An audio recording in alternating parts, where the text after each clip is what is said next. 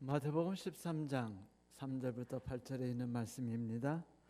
예수께서 비유로 여러 가지를 그들에게 말씀하셔 이르시되 씨를 뿌리는 자가 뿌리러 나가서 뿌릴새 더러는 길가에 떨어지매 새들이 와서 먹어버렸고 더러는 흙이 얕은 돌밭에 떨어지매 흙이 깊지 아니하므로 곧 싹이 나오나 해가 돋은 후에 타서 뿌리가 없으므로 말랐고 더러는 가시떨기 위에 떨어지매 가시가 자라서 그 기운을 막았고 더러는 좋은 땅에 떨어지며 어떤 것은 100배 어떤 것은 60배 어떤 것은 30배의 결실을 하였느니라.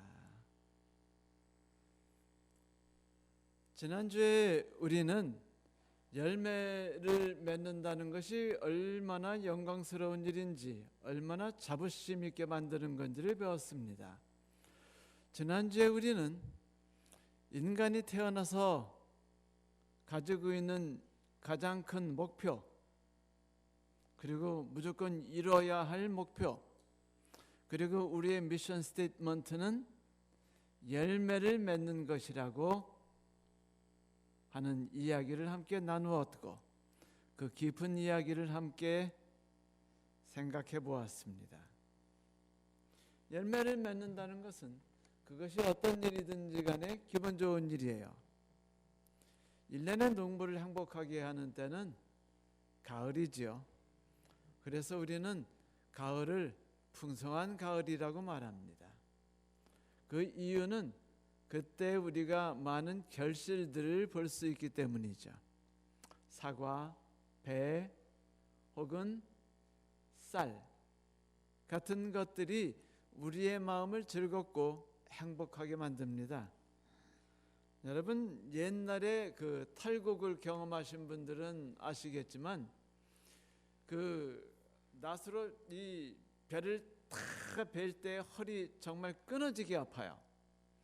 그런데 그 모든 걸 다 집단을 묶어 가지고 저녁이 되면은 이제 탈곡기가 준비되고 탈곡기를 돌리기 시작합니다. 타타타타타타타 하고 돌리기 시작하면은 그 이제 능숙한 아저씨들이 볕단을 이리 놓고 이렇게 돌리면서 막 S자를 그리며 돌리면은 이게 나달이 다 떨어져 나가요.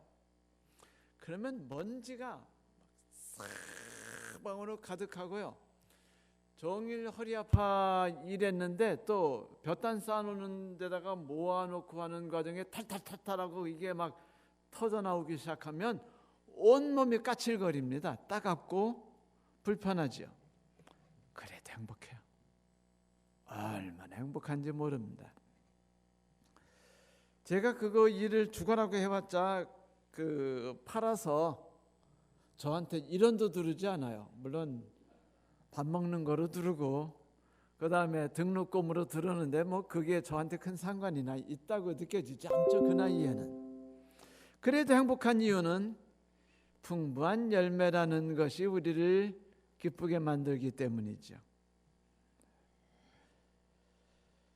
모든 사람이 다 행복해하면 좋으련만 열매를 제대로 맺지 못하거나 혹은 쭉정이 같은 열매를 맺게 된다면 우리의 마음이 유쾌하지 않습니다. 즐겁지 않죠. 아무리 값이 떨어지더라도 풍년이 흉년보단 기분이 좋은 법이에요. 내가 만든 것이 맛있고 실하고 보기 좋다는 것이 우리를 그것으로 이미 풍족하게 만들기 때문이죠. 그런데 어떤 분들은 이런 갈등이 있을까요? 그런데 왜 나는 그 열매라는 것이 내게 있다는 걸 크게 느끼지 못할까? 그래요. 우리가 신앙생활한 거는 다양하게 있습니다. 교회 다녔죠, 예배 드렸죠, 기도회 참석했죠, 부흥회 참석했죠. 그 다음에 뭐 전도지 갖고 나가서 뿌리기도 했죠. 전도지 돌렸죠. 그리고 전도에 참석해서 막 안 나가겠다는 남편 막 붙들고 막 교회에 붙잡아 놨죠. 모든 걸 다 했는데 헌 건 많은데 남아있는 게 없는 것 같다는 느낌이 들면 참 하연합니다. 사람들이 나를 크게 좋아하고 시간 나면 나를 위해 기도하는 것 같은 느낌도 들지 않고 나 역시 마음이 풍성하고 느긋해졌으며 능력과 성질이 향상됐다는 걸 느끼지 못한다면, 나의 가족의 관계가 날이 가면 갈수록 좋아지고 나의 삶이 더 나아지는 걸 느끼지 못한다면 그때 우리의 마음은 크게 행복하지 못하고 내가 도대체 무슨 삶을 살았나 하고 한탄을 할 수 있게 됩니다. 자, 나는 왜 열매를 맺지 못하는가? 예수께서는 열매를 맺지는 못하는 이유 몇 가지를 말씀하셨어요. 여기서는 세 가지라고 말씀하셨습니다. 쉽게 이렇게 말할 수 있겠죠. 행복을 훔쳐가는 세 명의 도둑놈 이라고 말할 수 있겠네요. 그죠?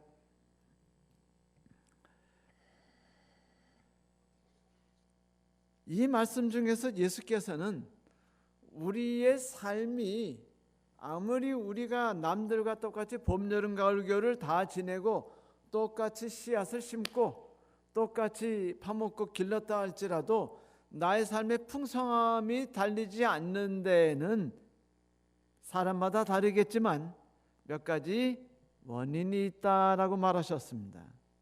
첫째는 씨앗을 빼앗긴 사건이에요. 씨앗을 강탈당했습니다. 그래가지고 씨앗이 땅에서 뿌리를 받기도 전에 날아가 버렸어요. 저놈의 새들이 훔쳐간 겁니다. 두 번째, 아주 흙이 얇은 땅에 떨어져서 땅이 단단해가지고 뿌리를 박지 못해요. 처음엔 땅이다 그러고서 신나게 땅에 뿌리를 박으려고 했는데 박혀지지 않자 그냥 영양분만 파먹다가 햇빛이 나니까 수분을 빨아들이지 못해서 타 죽어버렸습니다. 세 번째는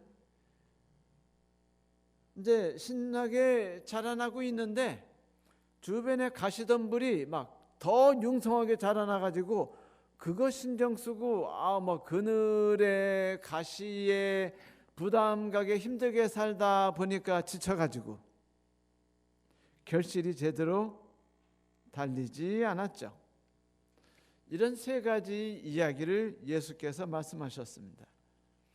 여러분, 일단 하나님의 말씀, 하나님의 삶, 그분의 충만한 능력들이 우리의 삶에 와서 우리의 삶을 변화시키고 풍성한 열매가 그 안에서 달리게 하려면 먼저 우선적으로 해야 될 일이 뭘까요? 그 씨앗이 나의 삶에 뿌리를 박아야 됩니다. 그런데 예수께서 말씀하셨죠. 마태복음 13장 18절 19절에 그런즉 씨 뿌리는 자의 비유를 들으라. 아무나 천국 말씀을 듣고 깨닫지 못할 때는 악한 자가 와서 그 마음에 뿌린 것을 빼앗나니 이는 곧 길가에 뿌리은 자여. 예수께서는 씨 뿌리는 자가 씨앗을 뿌렸다고 말하고 있습니다. 이 이스라엘에서 씨를 뿌린다는 것은 그렇게 간단한 일이 아니었어요. 일단 성 밖으로 나가야만 했습니다. 성 안은 보호가 되어 있죠. 문화시설이 갖춰져 있고 그리고 안전합니다. 그리고 동료들이 많아요. 그런데 성 밖으로 나가면 강도가 있습니다. 도둑놈이 있어요. 그리고 무서운 늑대, 자칼들이 있습니다. 하이에나도 존재해요. 그런데 씨앗은 무조건 성 밖으로 나가 뿌리게 돼 있어요. 우리나라 생각하면 안 되죠. 우리나라는 먼 곳에도 있지만 대부분 집 근처에 농토가 있지 않습니까?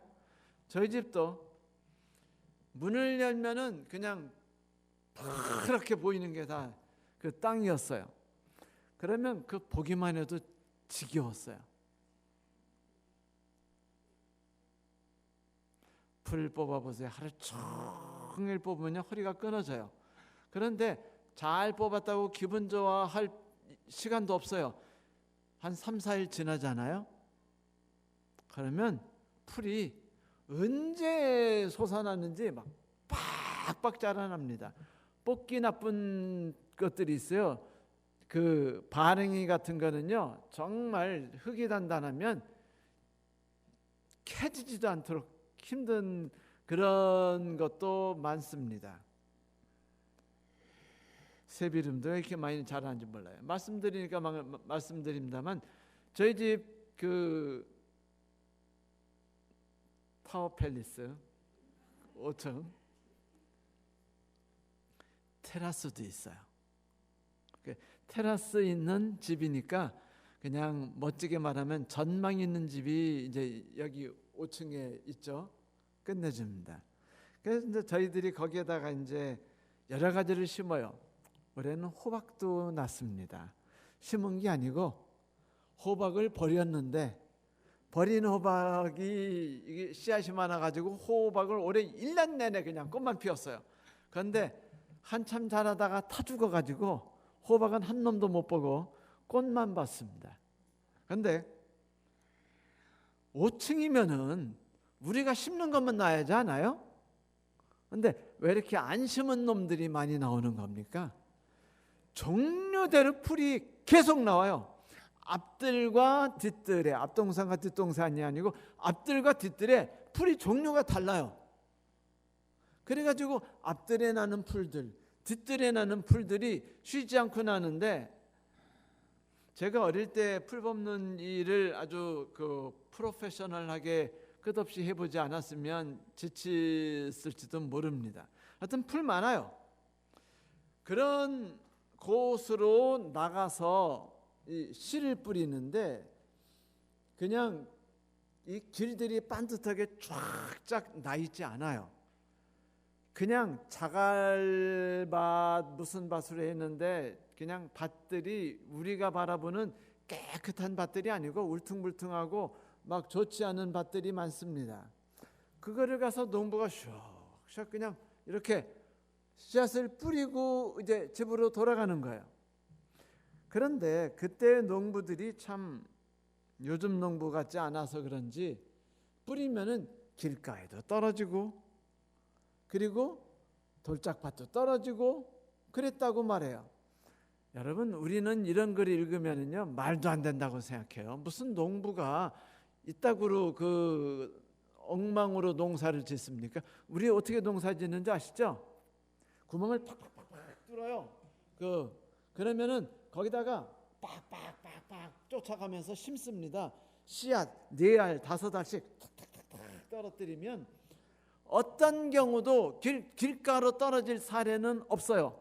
그냥 씨앗을 뿌리다가 아쿠메하고 고랑에 넘어져가지고 그냥 날아가기 전에는 절대로 길가에 떨어지지 않습니다. 그런데 길가에 떨어졌어요.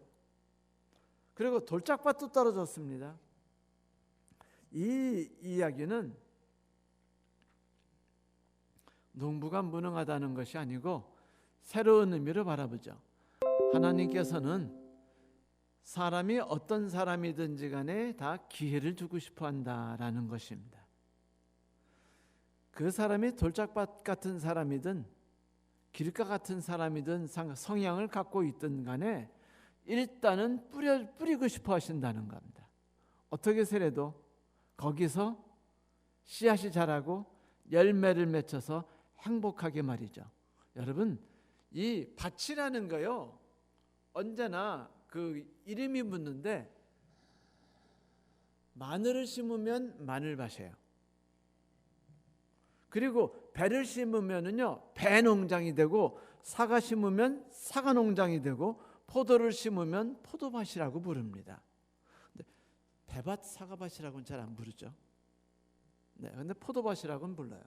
자, 이렇게 심은 것에 의해서 그 이름을 부르죠. 우리의 인생도 똑같아요.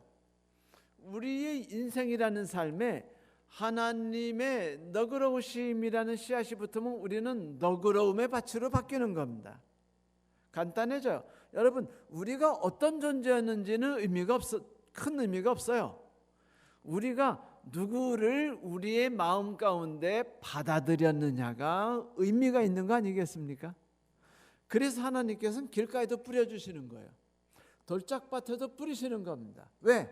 조금 있으면 그 돌짝밭을 돌짝밭이라고 부르지 않고 무엇밭이라고 부르니까 보리밭이라고 부르게 되니까요.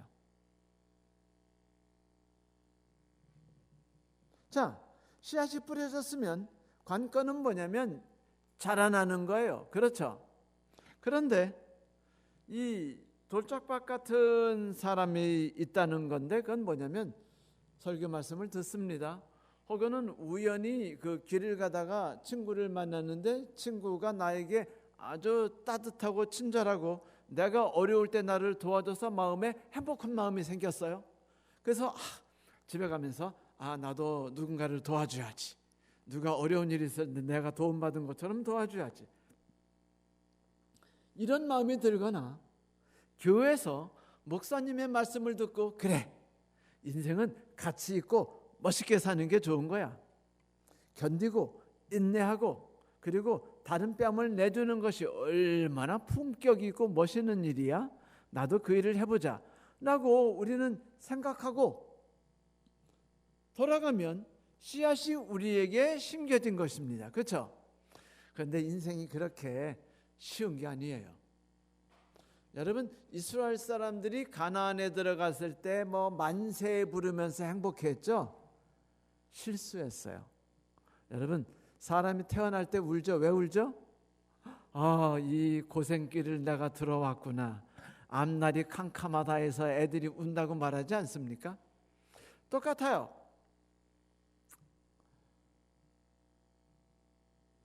이 인생이라는 게 험난합니다. 그래서 여러분들이 교회에 이렇게 앉아 계셔도 불구하고 험난한 삶이 찾아와요. 졸립니다. 그리고요, 자꾸 딴 생각이 들어요.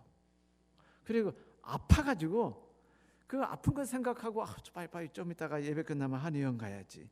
이런 생각하다 보면은 목사님 말씀이 잘 안 들어가지고 자꾸 목사님 말씀 뒤에 끝마무리에 뭐가 붙냐면 한의원. 이 꼭 붙습니다. 이렇게 되면은요, 말씀이 머릿속에 잘 안 들어오죠. 안 들어오고서 이제 예배 끝난 다음에 얼른 또 전화를 받아요. 그 며느리가 전화 옵니다. 어머니 빨리 집에 오세요. 그러면 이제 불이 나게 집에 가서 뭐 조카 아니야 손녀 받아가지고 내 새끼 여기서 저것들이 왜 얘를 보냈을까 하면서 이제 앉다 보면은 설교 말씀 싹 잊어먹어요. 친구가 나에게 따뜻한 그 손길을 베풀어줬고 전화를 해서 기분이 좋아가지고 나도 누군가 그 외로운 애에게 전화질 좀 해야지라고 했는데 갑자기 난감한 일이 생긴 다음에 승질이 한번 빡 시게 나면은요, 친구에게 전화를 걸고 뭐고 싹 잊어버립니다. 이것이 무엇을 뜻하냐면 길가에 뿌려진 씨앗을 뜻하는 거예요. 신기하게도 사단은 하나님이 우리들에게 얼마나 많은 말씀을 부어주시는가는 신경 쓰지 않아요. 그래서 그런지 여러분들은요, 말씀 천국에 삽니다. 유튜브 어디를 틀어도 말씀이 있어요. 거기다가 별게 다 있어요. 아까 호프도 있다고 그랬죠? 재림마을도 있죠? 없는 곳이 없어요. 어디를 들어가도 하나님 말씀이 있는데 거기다가 요즘에는요, 왜 이렇게 많은 분들이 말씀을 보내주시는지 저도 아침에 보면은요, 카톡 하면은 막 그 말씀을 보내주신 분들, 그러면 내가 이걸 봐야 되나 마야 되나, 그래도 일단은 거기다 뭐라고 써요? 톡톡 칩니다. 감사합니다 사모님 하고 이제 올려요. 그리고 이제 그거를 이제 또 보기도 하고 또 시간 나면 안 보기도 하죠. 말씀이 넘쳐 흘러요.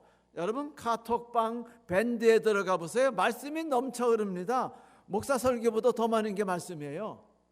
그러니까 우리는 말씀의 홍수에 있어요. 왜? 사탄은 그딴 거 신경 쓰지 않습니다.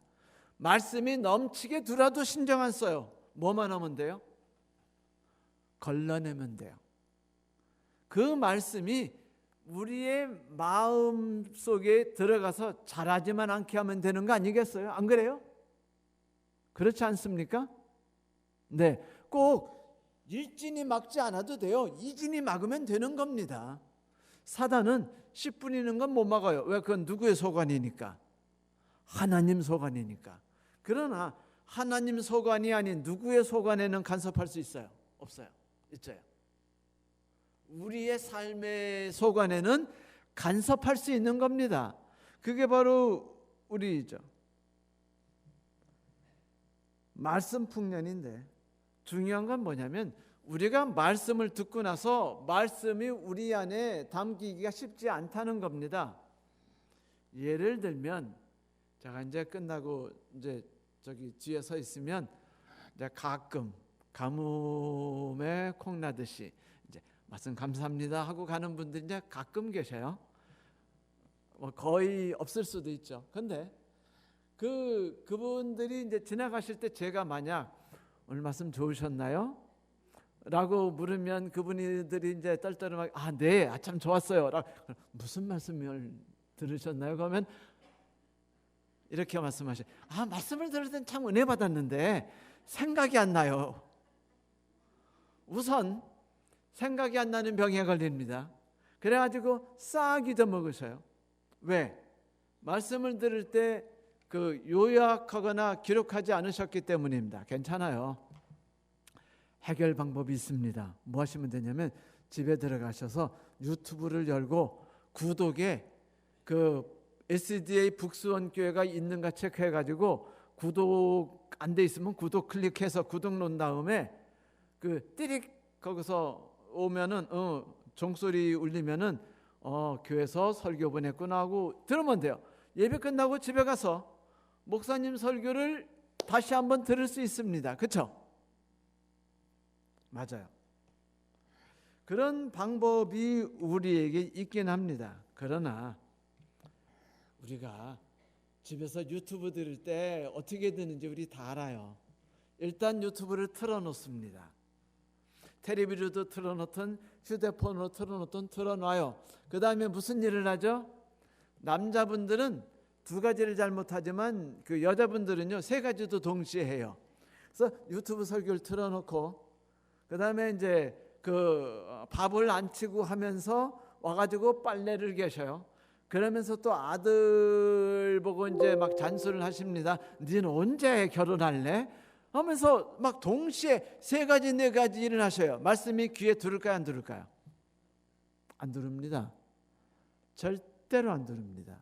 그래가지고 이거는 남아요. 기록에 이제 기록합니다. 나는 오늘 목사님 말씀을 유튜브로 들었어. 목사님께 전화드립니다. 목사님, 저 목사님 말씀 유튜브로 들었어요. 들은 거 맞나요? 들었죠. 그런데 기억이 나나요? 안 납니다. 뭐라고 하는지 하나도 생각 안 나요. 왜냐고요? 딴짓했거든요. 그러니까 설교 시간이든 집에 가서 유튜브를 또 다시 듣든 간에 우리는요 그 말씀이 우리 안에서 뿌리 박을 수 있는 기회를 안 주는 경우가 많습니다. 안 주면 답은 하나예요. 뿌리 못 박고 안 자라는 것밖에 없습니다. 여러분, 새는요 하는 일이 없어요. 주인이 씨를 뿌린 다음에 흙을 안 덮어주면 새는 감사합니다 하고 씨앗을 주워 먹어야죠. 그렇지 않습니까? 안 주워 먹으면 새가 아니에요. 그렇지 않아요? 그건 사람이죠. 사람은 길가에 떨어진 씨앗을 주워 먹지 않습니다. 새는 주워 먹게 돼 있어요. 여러분, 새를 유혹하지 마세요. 여러분, 새를 유혹하는 길은 간단합니다. 하나님 말씀을 들으세요. 그리고 신경 쓰지 마세요. 그러면 사단이 조아라고 우리의 삶에 말씀을 잊어버릴 수 있는 기회가 찾아왔다고 우리의 삶에 따이뱅에서 두릅니다. 차라리 성경 말씀은 안 읽거나 동료를 만나서 감동을 받지 않았거나 연수원에 가서 은혜를 안 받았거나 혹은 목사님 설교를 듣지 않았으면 새들이 찾아올 일도 없어요. 그래요, 안 그래요? 없어요. 그런데 우리가 말씀을 들었는데 말씀을 대충 듣고 건성건성하면 당장 날라들는 건 누구예요? 새입니다. 어떻게 알았는지 새는 찾아오게 돼 있어요. 여러분 새를 우습게 여기지 마세요. 그래도 지능이 똑똑한 존재입니다. 우리 집 그 말티즈 유딩이도 똑똑해요. 밥을 주면 밥을 착착착착 먹은 다음에 와가지고 제 그 종아리를 긁어요. 껌 달라고. 껌 안 주면 끝까지 긁고요. 잊어먹지는 않습니다. 껌을 줄 때까지 긁어요. 그 껌을 주면 그제서 이제 딴짓을 시작합니다. 엄마 옆에 가서 엄마를 꼬시죠. 이제 간식 달라고. 껌까지 먹었으니까. 얘는요, 자기의 살아가는 생존법을 알아요. 어떻게 해서라도 살 줄 압니다. 그래가지고 우리가 나갈 때 쫓아나가기, 그리고 밥 먹을 때 밥 얻어먹기에 대해서는 탁월해요. 새도 똑같습니다. 본성이에요. 사탄도 똑같아요. 사탄은 하나님의 말씀이 떨어졌을 때 그것에 대해서 감동을 받은 것을 빨리 우리가 등한히 하는 삶을 살아갈 때 쏜살같이 달려옵니다. 그리고 그것을 집어먹어버리죠. 그러므로 우리들이 해야 될 일이 뭐냐면, 은혜를 받았을 때 누군가 나에게 격려했고, 누군가 나를 찾아와서 위로와 용기를 주었고, 누군가 나에게 미래를 소개해 줬고, 누군가 나에게 이쁜 아가씨를 소개해 주었을 때, 목사님께서 나에게 위로가 되는 오늘의 말씀을 주셨을 때, 그때 말씀을 빼앗으려는 초자연적인 세력이 말씀을 빼앗지 않도록 주의해야 합니다. 여러분, 우리가 하루 삶에서 제일 중요히 여겨야 되는 때가 언제냐면요, 설교 말씀을 들은 뒤에요. 설교 말씀을 듣기 전이 아니고 설교 말씀을 들은 뒤입니다. 여러분, 밥을 드셔 식사를 하셨어요. 그 다음에 그냥 침대에 벌렁 그 디비전 누워가지고 계시면은 소화가 잘 돼야 안 돼요? 안 되죠. 그 다음에 여러 가지 막 나쁜 생각하면서 짜증을 내고 뭐 집안 생각 염려를 하면 소화가 되나요, 안 되나요? 안 돼요. 우리는 이런 것을 바보 같은 행동이라고 하지 않습니까? 똑같아요. 주의해야 되는 것은 식사하기 전이 아니고 식사한 뒤입니다. 밥 먹고 뛰시는 분 보셨어요?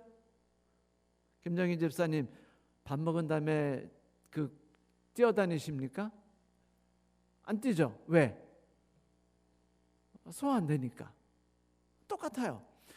식사를 하면 소화 시간을 줘야 되기 때문에 뇌에 들어가는 뭐까지, 피까지도 빼가지고더라도 그 피를 위장에 보내야 돼요. 그래서 저같이 약한 사람은요, 식사를 하고 나면 가끔 손발이 저려요. 왜 저리는지 아시죠? 피가 작아서 다 뺏어가가지고 손발에 갈 피가 제대로 못 가는 경향도 생깁니다. 산소가 모자라니까 산소를 막 위장에다 다 들이다 쏟아붓는 거예요. 그리고 손발 보고 미안하다, 너희들은 나중에 좀 갖다 줄게, 이렇게 되는 거죠. 자, 이렇게 그것에 몰두하는 법인데, 만약 우리가 식사를 한 다음에 뜀박질을 한다든지, 그 다음에 주무신다든지, 혹은 염려와 걱정과 분노 속에 빠진다든지 하는 것은 식사한 것을 망치는 일이지 않습니까? 그러므로 우리가 신경 써야 되는 것은 식사한 뒤에 주의점이에요. 식사한 뒤에는 산책을 나간다. 식사한 뒤에는 기쁜 생각과 즐거운 생각과 따뜻한 생각을 한다. 이런 것들이죠. 그죠? 그렇다면 설교 말씀을 들은 다음엔 어떻게 해야 할까요?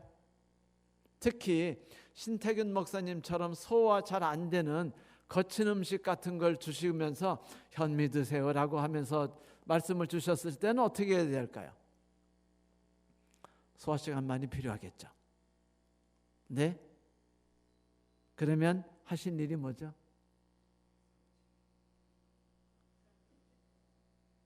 시간을 드려야 합니다. 오늘 목사님이 하신 말씀을 생각하는 거예요. 제가 그 옛날 영어학원 교회에 있을 때 한 과정 공부 한 그 구역반은요, 어떤 일을 했냐면은 예배를 마치면 저한테 설교를 달래요. 왜냐하면 제가 제 설교를 영어 한 줄, 한글 한 줄, 영어 한 줄, 한글 한 줄 이렇게 설교를 만들거든요. 저 영어 좀 잘합니다. 꽤 잘해요. 그래서 이제 설교를 만들고 영작을 다 해가지고 설교문을 만든 다음에 그거로 설교를 하고 외국인에게 줘요. 그러면 외국인이 이제 그걸 설교를 하죠. 끝나면 그 청년들이 그걸 받아가지고 서로 간에 이렇게 합니다. 한 사람이 읽어주면 다른 사람이 그걸 가지고 통역을 해요.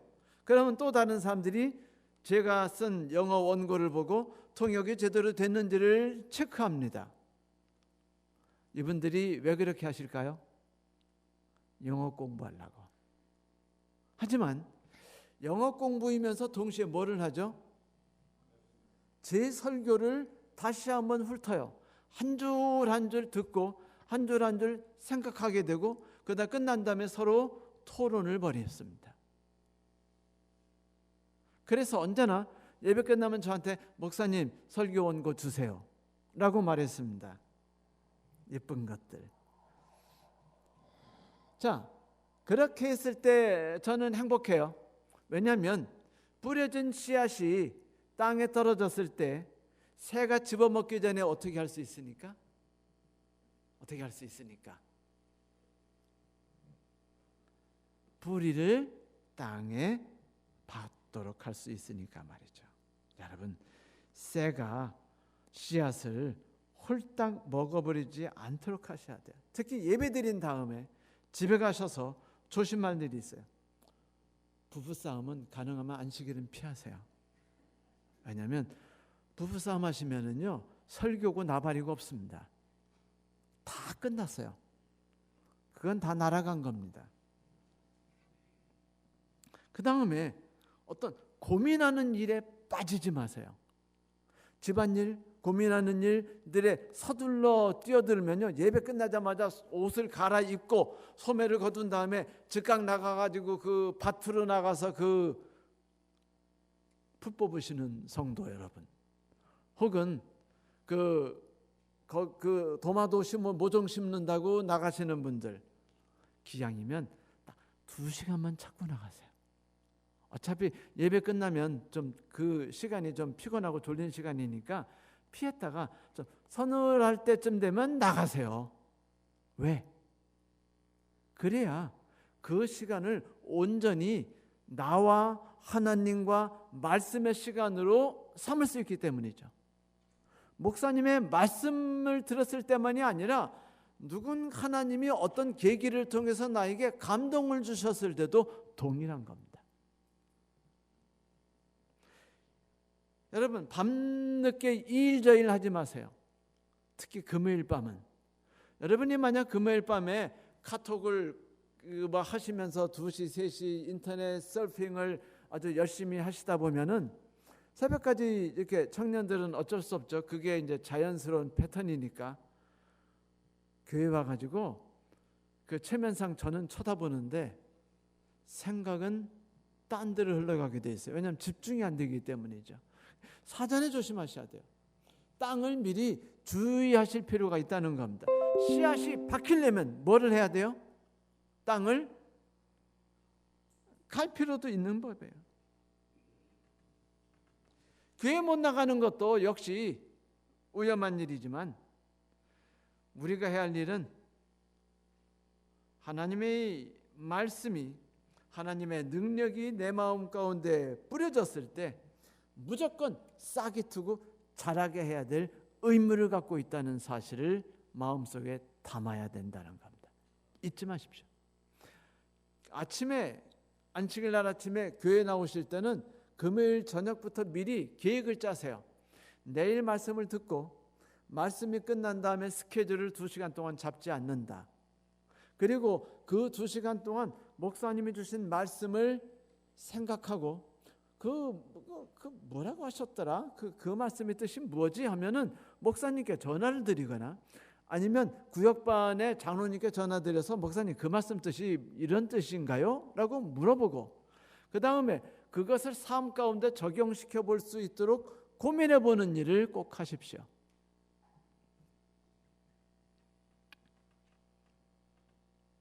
이 새가 우리 마음 가운데 심긴 씨앗을 주워 먹지 않게 하려면 반드시 시간을 내야 합니다.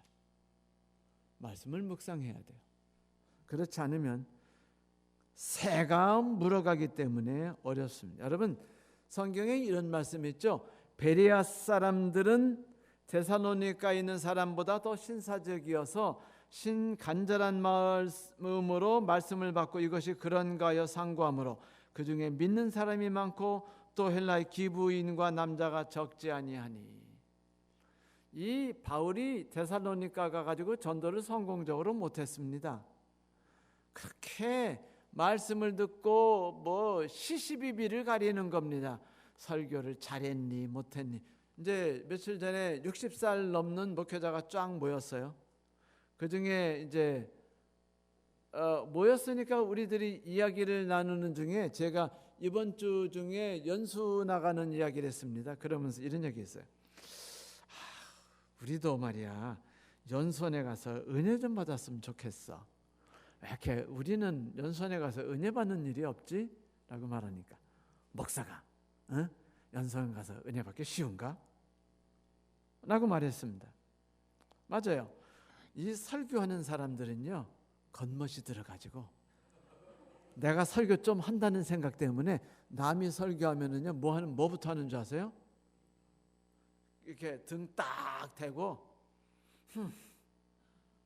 이렇게 하면서 저게 문법적으로 맞는지 그 어법은 제대로 사용했는지 반복을 제대로 했는지 설교의 기법부터 분석하기 시작하고 그 다음에 저 말씀이 성경적으로 옳은지 아닌지 괜히 그 자리에서 또 성경을 또 찾아요. 사전까지. 그 분석하다 보면서 10점 맞았구만. 이건 30점 줄까? 이런 생각이 드는 겁니다. 그러다 보니까 말씀이 마음에 와닿을까요? 안 와닿을까요? 영양분으로 먹은 게 아니고 무엇 때문에 먹었냐면 심판자로서 들었거든요. 그러니까 들으는 말씀이 내 밭에 마음밭에 심기는 게 아니고 옆으로 다 떨어져 버려요.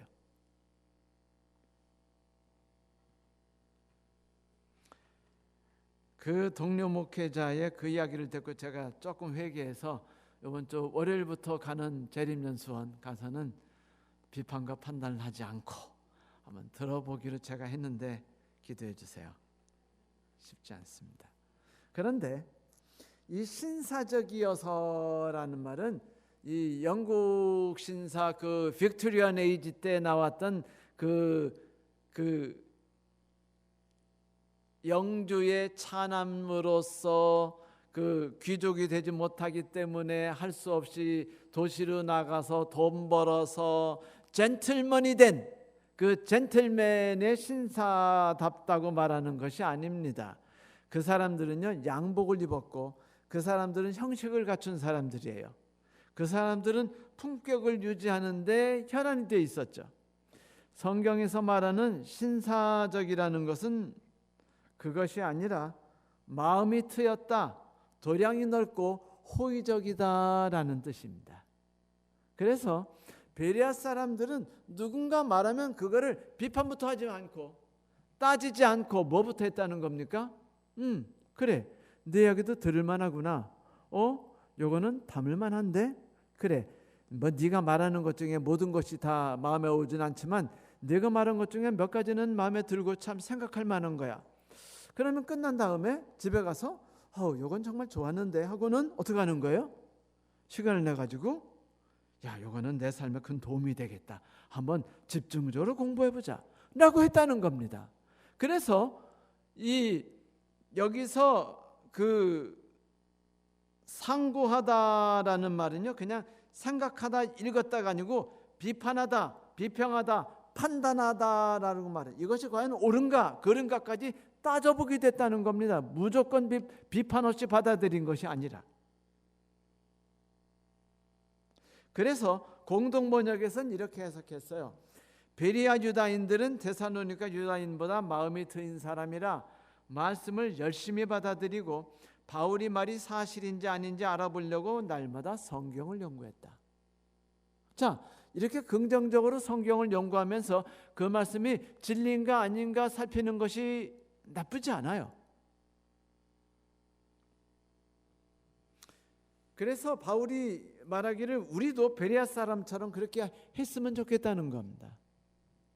우선 목사님이 주시는 말씀을 긍정적으로 받아들이고, 물론 무비판적으로 받아들이라는 건 아니지만 감동을 받고 그 말씀 중에 가치 있는 부분들을 받아들이고, 그 다음에 판단한 다음에 그것이 하나님에게서 온 말씀이라는 것이 확인되거든 그것을 내 감동으로서, 하나님 말씀으로서 내 안에서 자라날 수 있도록 해보자는 것이죠. 새는 조심해야 되는 거예요. 그렇게 하지 않으면은요, 우리는 모든 걸 잃어버리기 때문입니다. 그런데 여러분, 새를 조심하기도 하지만은 우리가 새가 되는 것도 조심해야 됩니다. 교회는요, 새들이 많아요. 청년들은요, 교회 오면은 일단 목사님 말씀을 들을 때 좀 다리 꼬고 듣는 습관이 있습니다. 목사님이 설교하실 때 청년들의 습관은 뭐냐면 우선 1번 휴대폰을 꺼낸다. 두 번째, 목사님 설교를 들으면서 휴대폰을 한다. 이게 이제 청년들의 이제 기본적인 자세가 많아요. 어느 교회를 가든지 이게 대부분 비슷합니다. 근데 또 어떤 청년들은 목사님 말씀 들으면은요, 대들어요. 그 말씀이 틀렸느니 마으니 뭐 세상 상식과 안 맞니, 시대에 뒤떨어졌니, 이런 얘기를 합니다. 그때 어른들이 그러면 못 써.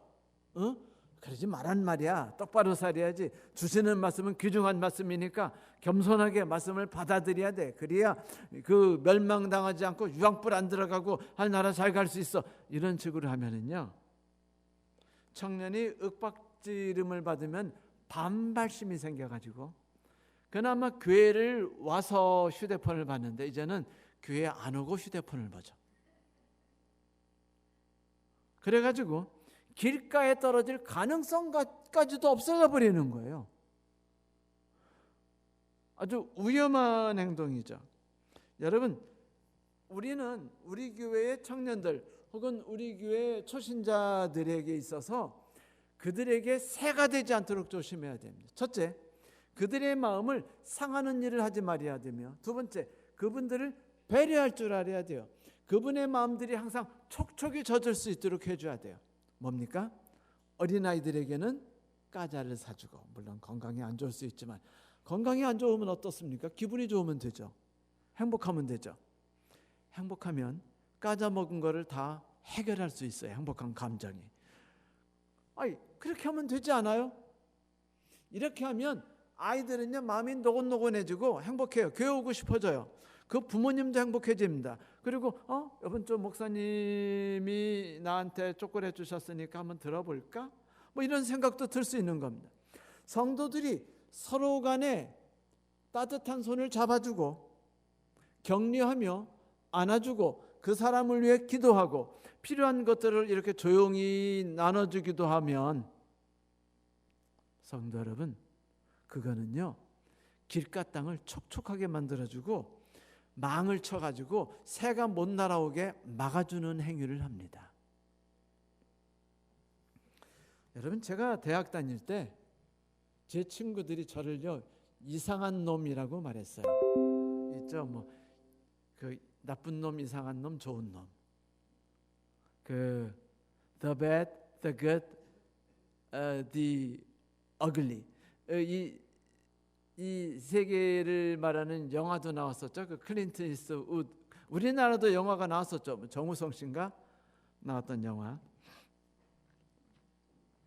여기서의 그 말하는 이상한 놈이 이제 제가 됐어요. 신학과에서. 왜냐하면 제가 교수님이 가르치시면 맨날 손 들고 교수님 왜요? 라고 물었어요. 왜 그러냐? 그게 맞느냐? 과학적으로 정확한 거냐? 근거가 있느냐? 논리적으로 맞느냐? 타당성을 대라. 그러니까 동료들은 다 삼룡학교 학생이고 저는 그냥 일반 학교 나왔거든요. 그러니까 저는 비판적으로 따졌고 그것이 옳은가 그른가를 살폈고 항상 비판적이었어요. 성격이 비판적이다 보니까. 그러니까 친구들이 짜증이 나가지고 뭐랬냐면, 야, 나는 말이야 너 목사 안 할 줄 알았다. 왜? 너 항상 클래스에서 손들고 그 교수님한테 대들고 따지고 뭐 문제 있다고 하고 막 싸우지 않았니? 그러니까 너 같은 애가 신학 목사가 된다는 건 말도 안 되는 거라 목사 안 될 줄 알았는데 네가 목사 된 거 보고 깜짝 놀랐어. 지금까지 목회하는 거 보고. 너무 이상했대요. 그리고 또 하나는 짜증이 났답니다. 왜냐하면 수업 진도를 쫙쫙쫙쫙 나가 있는데 제가 계속 손을 들고 왜요 증거를 대세요. 논리적으로 틀린 것 같습니다 하고 대드니까 교수님들도 짜증나고 학생들도 짜증났대요.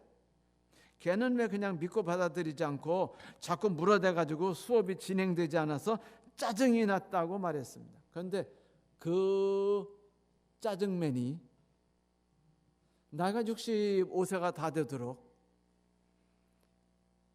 성경을 살아가면서 말씀을 전하는 자가 됐습니다. 만약 그때 누군가가 저에게 네 그따구로 인생 살면은 목회 못 나간다라고 협박했거나, 그 성적이 그 싹수가 노랗다고 점수를 막 CDF로 줬다면 제가 어떻게 됐을까요? 네, 제가 받는 모든 말씀들이 제 마음 가운데서 박히기도 전에 새들이 다 먹어버렸겠죠. 성도 여러분, 행복과 감사와 기쁨과 인내와 용기라는 씨앗들은 하나님께서 쉬지 않고 우리의 마음 가운데 심어주려 하십니다. 어떤 것은 그날에 필요한 씨앗이 있고, 어떤 것은 그해 필요한 씨앗이 있고, 어떤 것은 평생에 걸쳐서 자라게 할 씨앗이 있어요. 우리는 오늘 어떻게 살아야 할까요? 오늘 나의 평생을 좌우할 하나님의 말씀과 감동이 나에게 올 수 있어요. 설교 시간에 혹은 누구를 만나서. 성도 여러분, 그때 어떻게 하시겠습니까? 잊지 마십시오. 감동과 하나님과 조우했을 때, 하나님의 말씀과 조우했을 때는 필히 그 시간 뒤에 2시간을 따로 떼어놓는 것 잊지 마시기 바랍니다. 그래서 길가에 떨어진 씨앗 같은 사람이 되지 않는 저와 여러분이 되길 바랍니다. 말씀을 마치겠습니다.